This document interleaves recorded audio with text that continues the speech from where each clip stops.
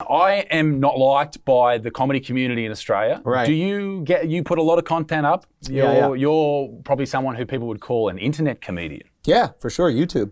Now, how do you do, well, not how do you do it, but do people give you that in sort of the club environment? Do people look down upon you because of that? No, I don't think so. Because I think that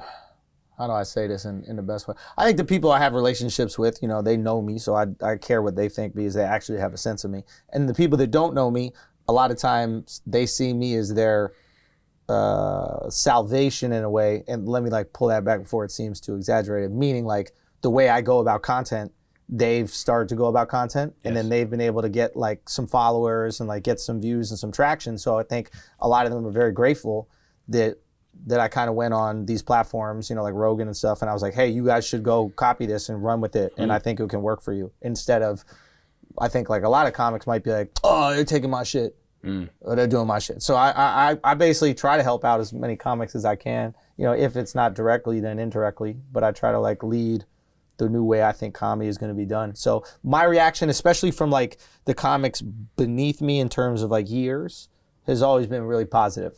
Because I think they don't have the ego thing. With your peers, there's always competition. We're gonna have that. But no, I think my relation with them is. But then again, I'm not super close to a lot of comics. I have my guys, but outside of that, See, I don't see anyone here. Never. It's weird because But you should, man. You got to be in it. You can't be. Why not? Because you're everywhere else that they aren't. But if you don't have clubs that you guys just perform at. Nope. So every time you perform, it's your show. Yes. See, that's different. For us back home, we have to interact with one another because we're doing these spots. There is clubs in Melbourne, like the Comics Lounge, which is a great room in Melbourne. Yeah. You talk to people there, you hang out there. If you drop in and do a spot somewhere in the big capital cities, mainly Sydney and Melbourne. Right. Anywhere else, there's no comedy scene where I'm from. Right. There's an open mic room once every 2 weeks, and that's where I cut my teeth. Right. I cut my teeth from listening to Joey Diaz talk about stand up on Rogan. Really? That was 5 years ago. Yeah. And then through all of that, that's got me to this point. So just to have that influence, and that's the important thing with podcasting, videos, the internet, so you all have that type to of stuff. develop material every 2 weeks? Yeah, That's just to do 5 minutes. Well, there was nuts, a lot of dude. shit. Why not move? I like Newcastle. It's a good spot. Yeah? Yeah, it's a really nice spot. So the rest of your life is really nice there? What do you No, you I you got like a dog or something? I do. I've got 2 dogs. You got 2 dogs. One's a greyhound, beautiful dog. Oh, okay. And I think that the thing with Australia is because everything's so close. Yeah. Sydney's only a 2-hour drive. Yeah. But even in Sydney, there's that, you can't perform at this club because your material is seen as offensive. You can't do this room down in Melbourne because, okay, you're not PC enough or you're not. So that's something in the States that we don't give enough credit to, is during this whole time where comics have really been kind of canceled and fucked over and people have tried to get us out of here. The comedy clubs have actually stood by us. Wow. I can't think of a single comedy club that's banning comics. Matter of fact, when Louis came back, Louis was at the Cellar, and the Cellar was getting tons of heat. They were getting protests outside, and they were having articles written about them.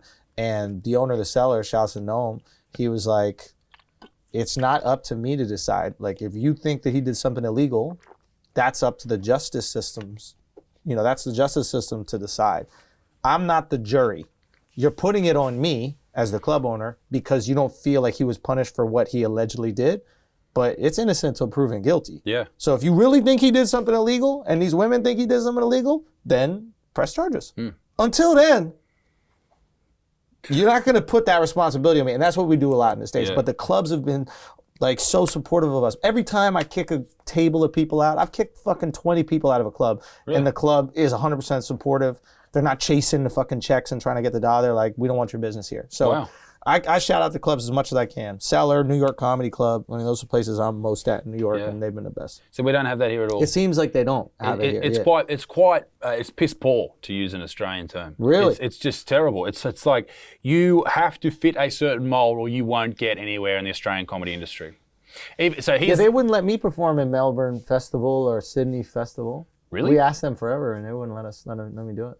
Well, I nearly got the boot for a Jew joke that I did, or a Holocaust joke that I did. Really? What's the joke? So it was about, it wasn't even about the Holocaust. It was about vegans coming to my show being as welcome as a Jew at turning up at Auschwitz going, if you get to know me, maybe you'd like me, right? Right. So a lady was in the audience. Right. She didn't like that. She sent me this big long-winded email about, hey, listen, you can't say that. I loved every other joke. There was a joke in there about the Christchurch massacre, which happened a week beforehand. Right. Which was about the... yeah, I know. Yeah, that type of shit. Yeah. So Old Love thought that was fine, but what I said about the Holocaust, which wasn't even about the Holocaust, wasn't fine. And I had the shits with her because this is my personal email that she somehow got, and I just fired back, if you can't stand the heat, get out of the oven. Classic, right? Yeah. And so that ended up, the Australian Defamation Commission got involved in that. That was in every newspaper article in Australia. It was even in the what's it called? The Israel Times. Really? Front page. Whoa. In Israel. Holy Anti-Semitic Australian comedian. And the Melbourne Comedy Festival stuck by me. They said, we don't kick anybody out for that. Right. That our artists, we don't support what he said, but our artists are allowed to say whatever they want. Yeah. And I commend them for that because 100%. I really thought that they would say no more, which would be fine for me. Yeah. It wouldn't matter. I just go next year and do it anyway. Right.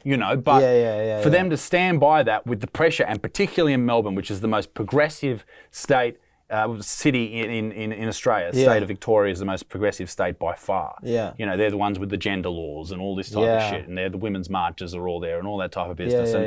And what do you mean gender laws? Gender laws, so that you can change your gender on your birth certificate, and you can do all these different types of things down there, and you can become every gender as much as you want, and it can change and chop and change whenever you need it to, and how it suits you. I think Greta's going down there to change hers or something like that over the next couple of weeks. I can't confirm nor deny that, but I'm sure it'll happen.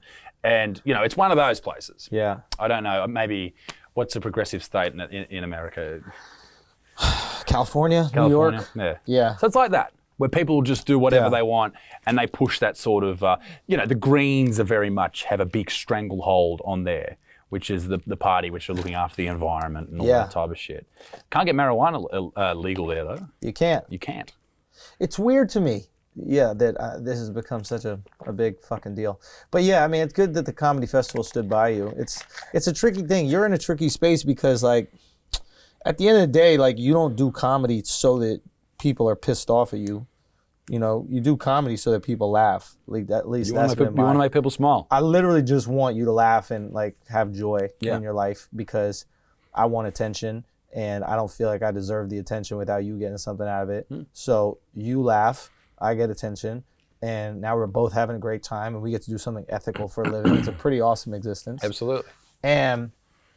But you got to be careful because, and you're in a different situation than most because you got, your YouTube, so you can control your narrative. But you got to be careful that, like, you're just as known for your comedy and your funny bits that are hilarious as you are for someone getting pissed off.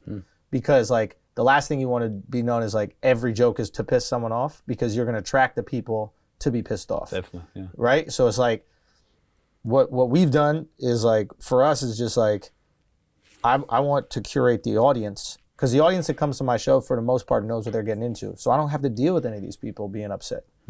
Right? It's like, it's the same for my shows. Exactly. So you're ready for it. And they're ready. And then you have the odd person, but, like, usually if one person in a group, is very rare that they'll, like, push back against the entire group. Every once in a while it does happen, but you just got to be careful with that.